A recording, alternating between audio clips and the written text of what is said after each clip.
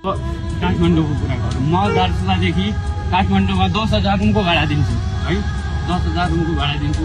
10,000 मेरो खानामा हुन्छ, मेरो कमाइ 17,000 छ। मान्नुहोस् है, कसरी गर्ने? भोलि म बिहे गर्ला, मेरो छोराछोरी होला, मेरो छोराछोरीले कसरी अगाडि बढाउने? कि मेरो आफ्नै पेटलाई भइराख्ने क्या।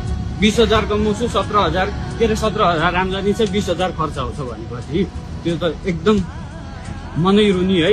साँझ राति काम गर्ने के गर्ने, दिउँसो गर्ने के गर्ने, काम गरौँ कसरी गर्ने? माहौलै छैन होइन। 10,000 12,000 म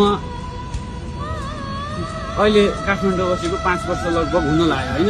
5 वर्षमा आफ्नो पेट मैले भात खाएको छु, म भोको छैन। तर घर परिवारको आश होइन, छोरा काठमाडौँमा छ, आश त हुन्छ नि त होइन। अर्को महिना अब खाली जानलाई प्लेनको टिकट सस्तो छ, यहाँदेखि धनगढी जानु महँगो छ। के गर्ने? घर जाने कि दुबई मलेसिया? यो भौतिक पूर्वाधारको विकास